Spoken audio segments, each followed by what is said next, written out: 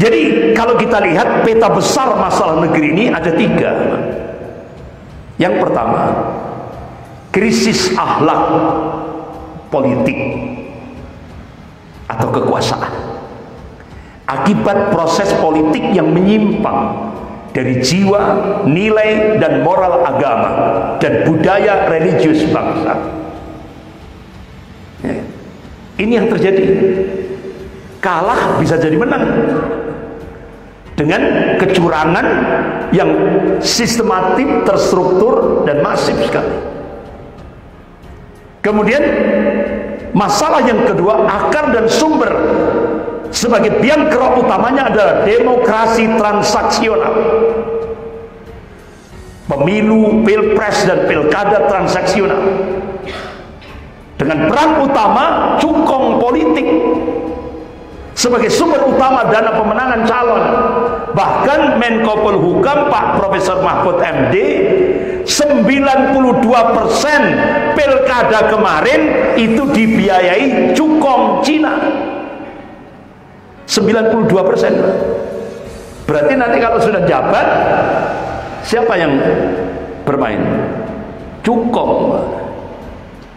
Yang masalah yang ketiga, ini masalah pelik. Jadi tokoh masyarakat yang berakhlak, yang cerdas, jujur, dan teruji kemerahyatannya dihambat untuk tampil sebagai pemimpin oleh cukong dan parpol. Inilah tantangan ke depan yang akan kita hadapi bersama. Nasakom jilid 2. Kalau Nasakom jilid 1 berujung pada peristiwa pengkhianatan G30S PKI. Dan nanti wallahu a'lam gimana nanti ujung-ujungnya Nasakom jilid 2 ini.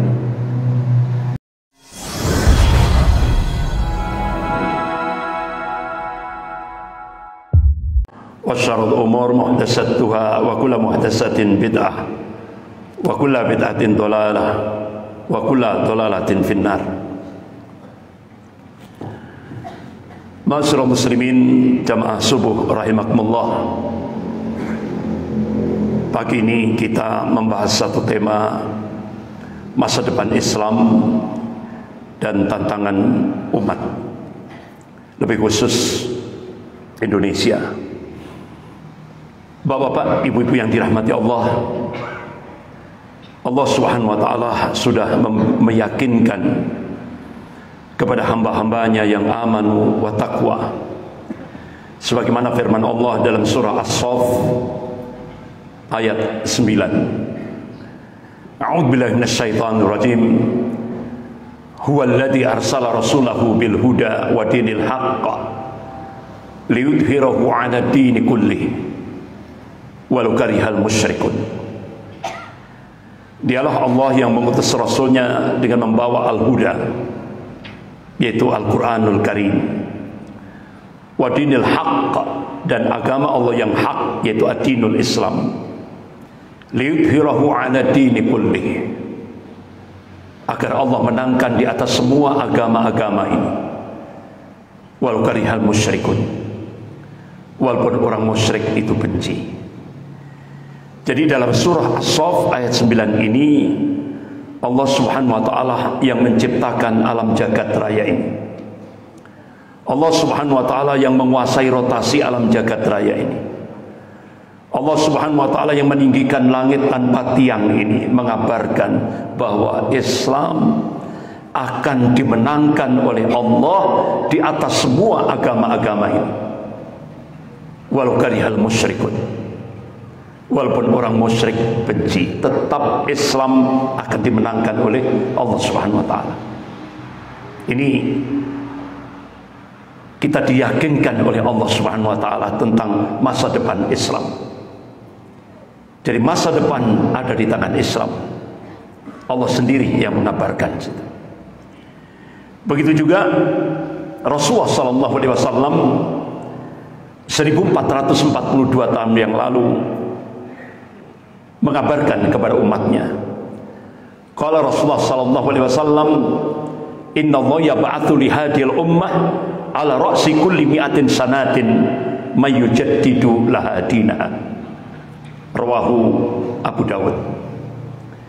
Sesungguhnya Allah Subhanahu wa taala akan membangkitkan di tengah-tengah umat Rasulullah ini dalam setiap penghujung 100 tahun itu seorang al-mujaddid, pembaharu di dalam agama ini. Imam Ahmad bin Hanbal rahimahullah, beliau mencoba untuk mencari hadis-hadis sahih dalam kutubus sittah dengan matan hadis yang sama, yaitu al-mujaddid.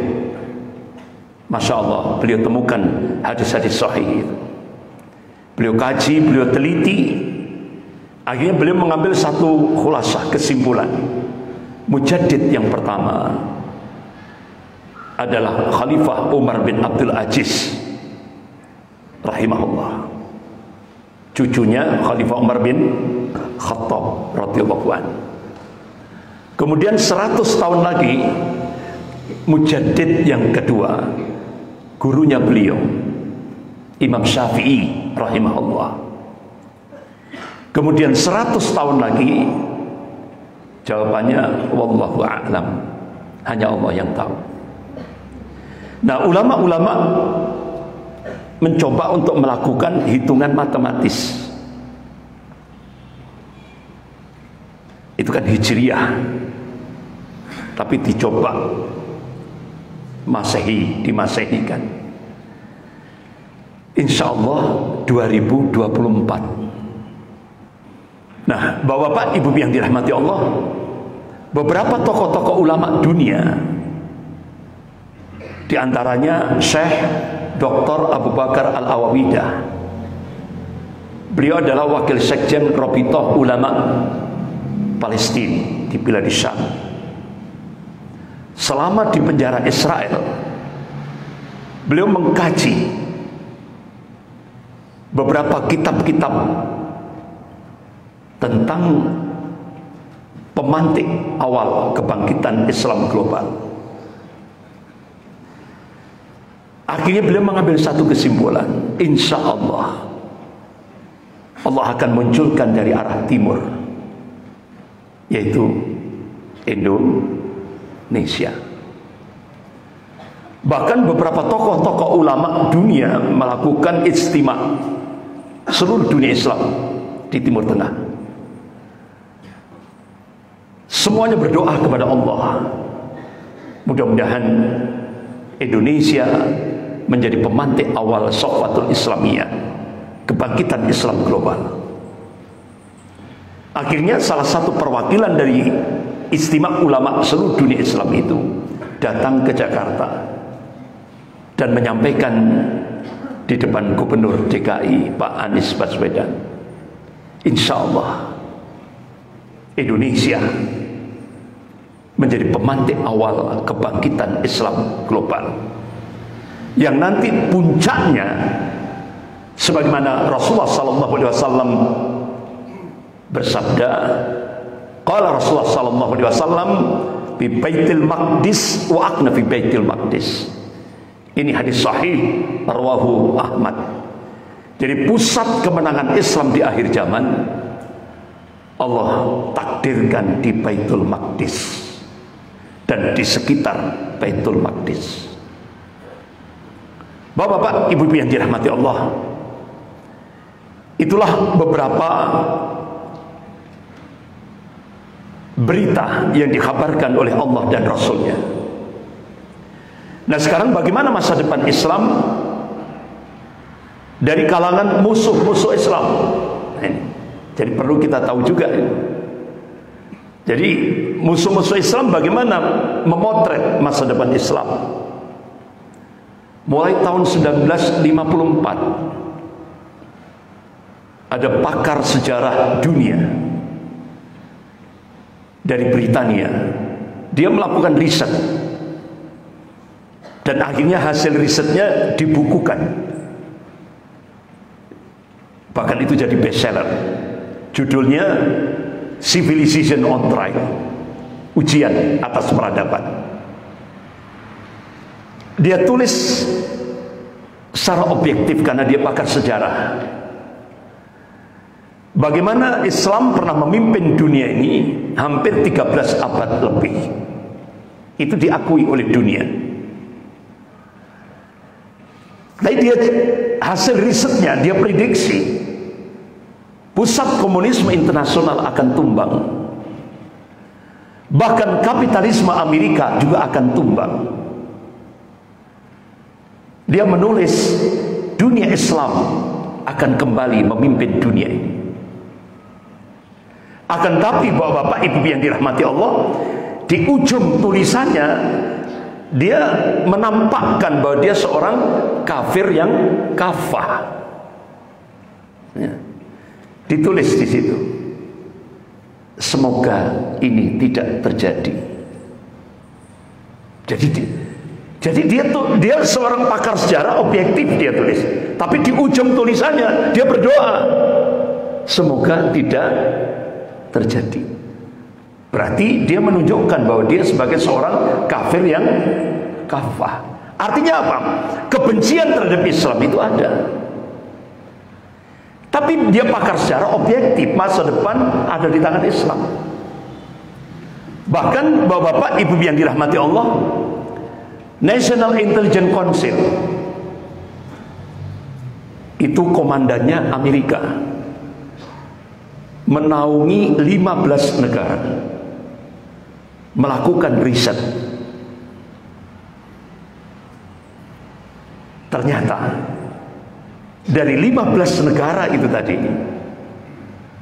mengakui start 2020 akan terjadi Sofatul Islamiyah, kebangkitan Islam.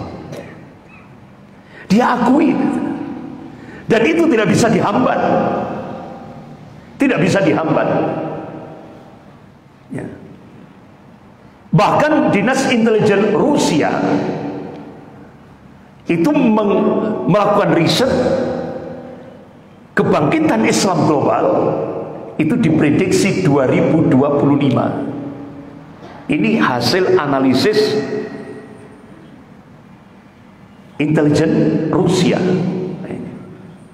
Jadi bapak-bapak ibu yang dirahmati Allah, bahkan lembaga riset dunia The Pew Forum on Religion and Public Life sudah memprediksi Islam akan kembali memimpin dunia ini.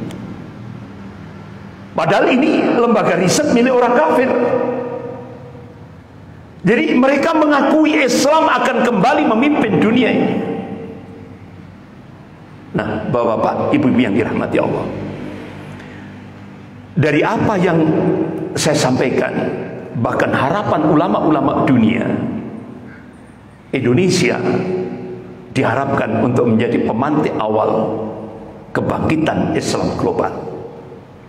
Otomatis kita mencoba untuk membuka, mengkaji apa tantangan yang kita hadapi. Apalagi Indonesia sudah benar-benar diharapkan betul. Kira-kira apa tantangan yang kita hadapi?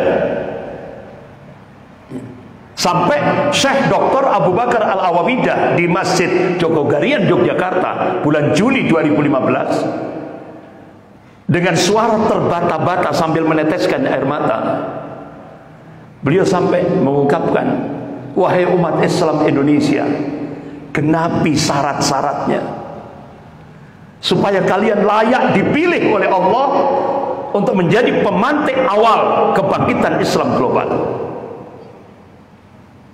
Nah, bapak-bapak, ibu yang dirahmati Allah, kalau kita lihat, kita potret Indonesia, kita mencoba untuk membuka sejarah. Dari situ kita bisa melihat tantangan ke depan itu apa.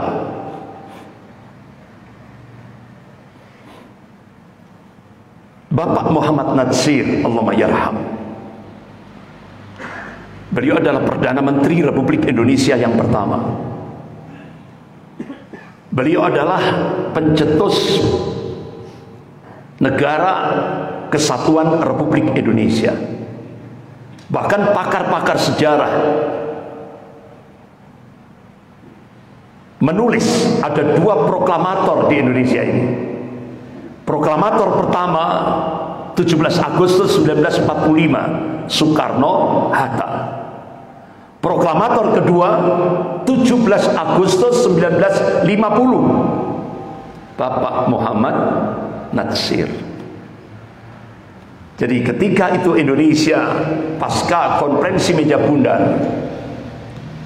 dirubah jadi Republik Indonesia Serikat, alhamdulillah perjuangan Bapak Muhammad Natsir, Allahumma yarham, akhirnya Indonesia memproklamasikan 17 Agustus 1950 menjadi negara kesatuan Republik Indonesia.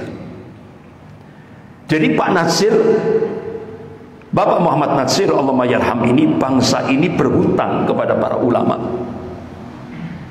Jadi kalau sudah situasi-situasi kritis, ulama turun gunung. Tapi begitu kondisi negara tenang, apalagi ada kepentingan kekuatan internasional, biasanya ulama dihabisi. Itulah potret Indonesia sampai hari ini. Jadi kalau situasi kritis, ulama yang tampil. Tapi begitu tenang, apalagi ada kepentingan internasional, ulama dihabisi. Contoh Buya Hamka, Allahumma yarham.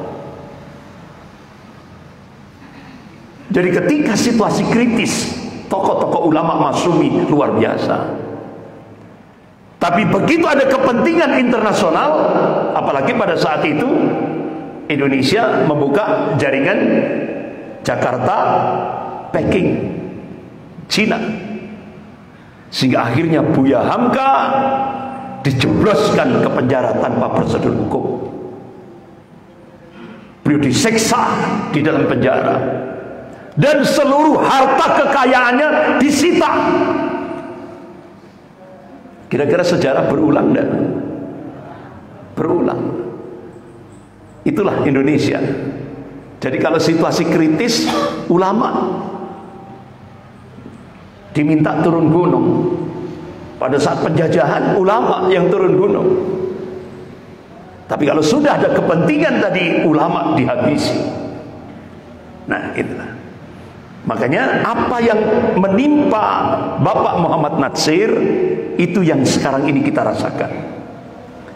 Jadi kata Pak Natsir, Islam beribadah akan dibiarkan. Islam berekonomi akan diawasi. Tapi begitu Islam berpolitik, akan dicabut sampai ke akar-akarnya. Itu. Ini sekarang kita menghadapi masa yang pernah dialami oleh Bapak Muhammad Natsir, Allahumma yarham. Jadi bapak-bapak, ibu yang dirahmati Allah, propaganda politik ini terus berlangsung. Apalagi media mainstream di Indonesia dikuasai oleh 9 naga. Islam itu suci dan ulama itu mulia, sedang politik itu kotor. Karena itu jangan bawa Islam dan ulama ke dalam politik. Jadi kalimat ini bertujuan untuk menjauhkan umat Islam dan ulama dari politik, agar para politisi durjana bebas dan leluasa mengatur negara. Oleh karena itu kita rubah narasinya. Ini narasi yang harus kita gerakkan. Apa? Islam itu suci, ulama itu mulia, sedang politik itu penting, urgent untuk mengurus negara dan bangsa. Rasulullah SAW bersama Khulafaur Rasyidin radhiyallahu anhum telah mempraktekkan politik Islam yang benar dan bersih untuk menjadi uswatun hasanah. Ini narasi yang harus kita kembangkan untuk menyongsong 2024 ini. Bapak-bapak, ibu yang dirahmati Allah, pertarungan ideologis umat Islam Indonesia menghadapi komunis, ordo Jesuit, dan nasionalis sekuler. Ini adalah pertarungan yang mempunyai nafas panjang. hingga sampai saat ini. Jadi pertarungan itu dari dulu hingga saat ini tidak lepas dari skenario global untuk menaklukkan Indonesia, negeri muslim terbesar di seluruh dunia ini. Kalau dulu Amerika, sekarang Cina. Tidak lepas daripada skenario global. Bahkan yang sekarang ketika Indonesia berkiblat ke Cina, otomatis konsekuensinya Islam harus dipinggirkan dalam kehidupan berbangsa dan bernegara. Makanya stigma radikal itu adalah hantu yang diciptakan untuk menjadikan Islam sebagai musuh number one. Itu stigma radikalisme ekstrim, teroris. Nah itu sudah. Bapak-bapak, ibu-ibu yang dirahmati Allah, kenapa Ordo Jesuit? Jadi Ordo Jesuit ini menurut Edmund Paris, anggota resmi Serikat Jesuit seluruh dunia, itu ada kurang lebih sekitar 33.000, menyebar di seluruh dunia dengan berbagai profesi. Ada yang jadi prajurit dalam pasukan rahasia angkatan bersenjata, ada yang sebagai pemimpin partai politik, pejabat tinggi, para jenderal, penegak hukum, dokter, akademisi, budayawan, aktivis LSM dan HAM. Semua bekerja dalam sebuah misi yang menurut mereka Opus Dei, pekerja Tuhan dalam dunia nyata untuk melancarkan rencana-rencana kepausan. Jadi bapak-bapak, ibu yang dirahmati Allah, ini filmnya juga sudah muncul yang diberi judul The Da Vinci Code. Jadi bagaimana pergerakan bawah tanah yang dilakukan oleh Serikat Jesuit. Kalau di Indonesia, Serikat Jesuit yang dulu pernah saya sampaikan, tokohnya adalah Peter Berg. Sejak tahun 50-an dia sudah melakukan kaderisasi, dan kader-kadernya itu disebar di kota-kota besar di Indonesia, Surabaya, Malang, dan beberapa kota-kota besar. Itu sejak tahun 50-an. Tapi kader intinya itu adalah Jenderal LB Murdani. Dan Jenderal LB Murdani punya kader, yaitu Jenderal Luhut Binsar Panjaitan dan Jenderal Hendro Priyono yang bagian pojok ini.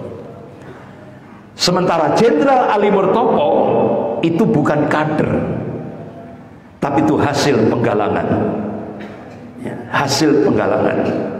Makanya bapak-bapak, ibu yang dirahmati Allah, pasca G30 SPKI,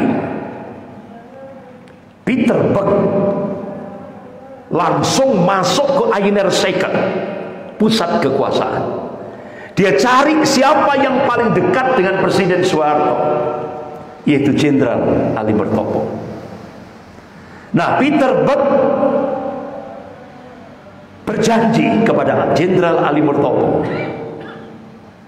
kalau Anda ingin menjadi RI 1, syaratnya habisi umat Islam. Dan itu sudah pernah saya sampaikan, gak usah saya ulang lagi. Sudah pernah saya sampaikan, gak usah saya ulang lagi. Ribuan umat Islam dibantai dengan cara-cara yang biadab. Dan itu dibongkar oleh Jenderal Sumitro, ya. Semuanya itu adalah rekayasa Jenderal Ali Murtopo dengan menerapkan operasi intelijen, teori pancing dan jaring. Itu ribuan umat Islam jadi target untuk dihabisi. Tapi akhirnya Jenderal Ali Murtopo tidak dapat apa-apa. Dikotak di Menteri Penerangan sampai mati sudah. Itu sudah. tidak dapat apa-apa, tidak jadi RI 1. Sampai akhirnya diteruskan oleh kader selanjutnya, yaitu Jenderal LB Mardhani, yaitu peristiwa pemberontakan Mei 98. Itu tokohnya adalah Jenderal LB Mardhani. Jadi dulu pernah saya sampaikan bagaimana strategi pemberontakan G30 SPKI dengan strategi pemberontakan Mei 97-98, ya, itu sama mulai dari tahap pertama, kedua, ketiga, keempat, kelima, keenam, ketujuh, kedelapan, sama. Yang dimotori oleh Jenderal LB Mardhani. Bapak-bapak, ibu yang dirahmati Allah, Jenderal Ali Murtopo mati, Jenderal LB Mardhani mati. Penerusnya siapa sekarang? Luhut sama Hendro Priyono. Ini tantangan umat Islam ke depan.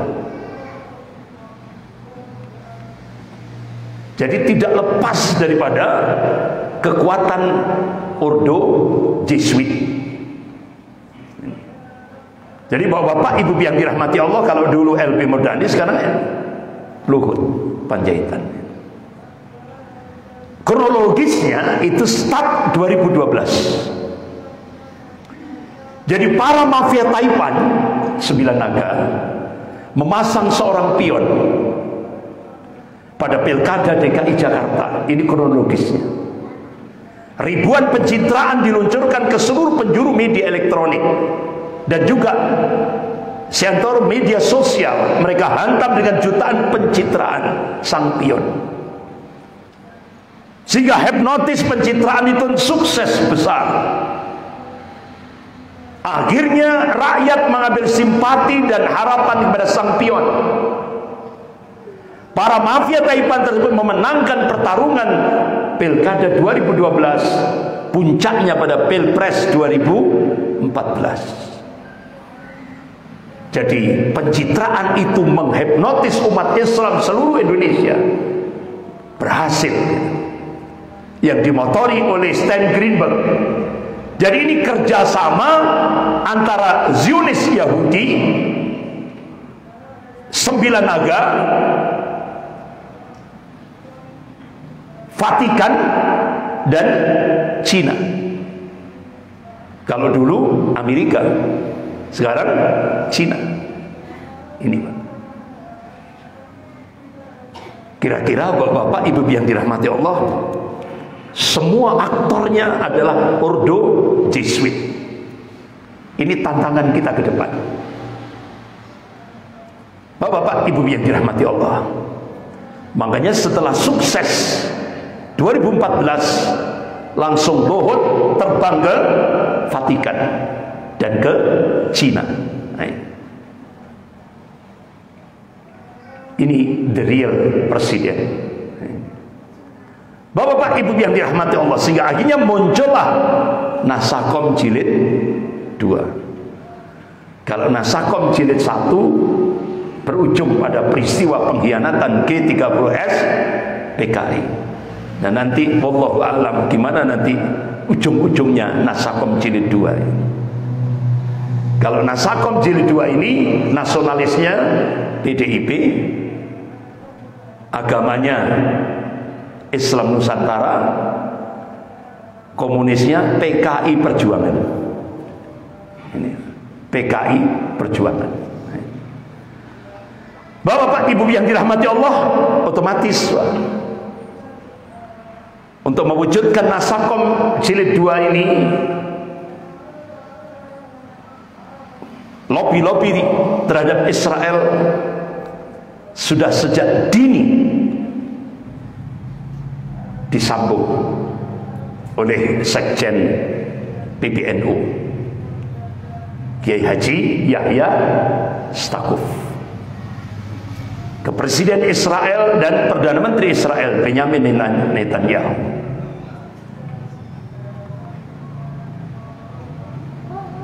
Sehingga akhirnya baru kali itu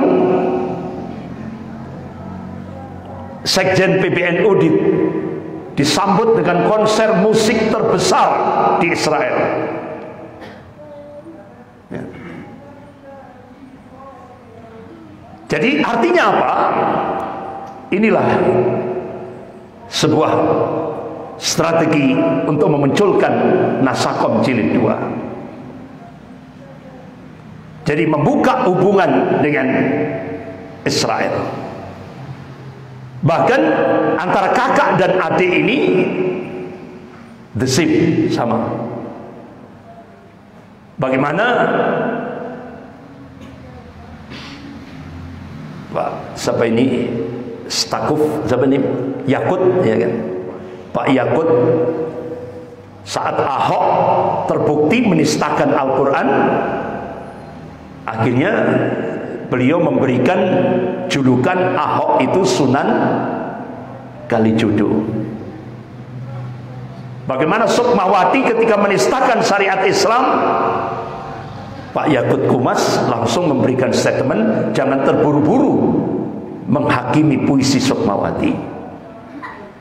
Nah, ketika Habib Rizik Syihab tidak terbukti menistakan Pancasila, beliau tidak rela kepolisian menghentikan kasus yang terjadi itu. Jadi ini sudah mulai nampak. Sampai akhirnya puncaknya yaitu lobby terhadap tokoh Vatikan, Paus. Jadi al-Yahud wan Nasara. Bapak Ibu yang dirahmati Allah, jadi untuk melumpuhkan umat Islam, ini sekarang strateginya isu radikalisme. Ini terus akan ditempelkan di tengah-tengah umat Islam. Padahal yang radikal itu mereka, ya kan? Yang radikal itu mereka yang mau merubah dasar negara, yang mau merubah ketuhanan yang Maha Esa. Tapi tetap Islam, umat Islam ditempel dengan isu radikalisme. Itu strategi untuk melumpuhkan umat Islam di Indonesia. Jadi ke depan ini Bapak Ibu yang dirahmati Allah, nanti stigma radikalisme, terorisme, ekstremisme akan semakin marak di Indonesia. Ini yang harus kita harus menghadapi bersama. Ini tantangan kita ke depan. Bapak Ibu yang dirahmati Allah, bahkan dari lobby-lobby yang sudah terjadi, yang sudah diawali tadi, akhirnya pemerintah membuka calling visa Israel. Artinya apa? Orang-orang Israel boleh masuk ke Indonesia. Ini dampak daripada kebijakan pemerintah membuka calling visa Israel. Makanya Bapak Ibu yang dirahmati Allah, ini adalah bentuk pengkhianatan. Beberapa tokoh-tokoh nasional, yaitu Dr. Hidayat Nur Wahid, Wakil Ketua MPR, dan Pak Fadlizon, anggota DPR Komisi 1, minta untuk membatalkan calling visa Israel. Kenapa? Kalau ini diteruskan, tidak menutup kemungkinan Indonesia akan membuka hubungan diplomatik dengan Israel. Bahkan tokoh-tokoh Yahudi Amerika sudah mengiming-iming 14 triliun kalau Indonesia membuka hubungan diplomatik dengan Israel. Sudah disiapkan fee 14 triliun. Kalau itu dilakukan, otomatis ini pengkhianatan terhadap konstitusi negara. Ini pengkhianatan terhadap konstitusi negara. Bapak Ibu yang dirahmati Allah, jadi kalau kita lihat peta besar masalah negeri ini ada 3. Yang pertama, krisis akhlak politik atau kekuasaan. akibat proses politik yang menyimpang dari jiwa, nilai, dan moral agama dan budaya religius bangsa. Ya. Ini yang terjadi. Kalah bisa jadi menang dengan kecurangan yang sistematik, terstruktur, dan masif sekali. Kemudian masalah yang kedua, akar dan sumber sebagai biang kerok utamanya adalah demokrasi transaksional. Pemilu, pilpres, dan pilkada transaksional dengan peran utama cukong politik sebagai sumber utama dana pemenangan calon. Bahkan Menko Polhukam Pak Profesor Mahfud MD, 92% pilkada kemarin itu dibiayai cukong Cina. 92%. Berarti nanti kalau sudah jabat, siapa yang bermain? Cukong. 92% pilkada kemarin itu. Jadi Bapak Ibu yang dirahmati Allah, inilah yang masalah yang ketiga. Ini masalah pelik. Jadi tokoh masyarakat yang berakhlak, yang cerdas, jujur, dan teruji kemerahyatannya dihambat untuk tampil sebagai pemimpin oleh cukong dan parpol. Inilah tantangan ke depan yang akan kita hadapi bersama.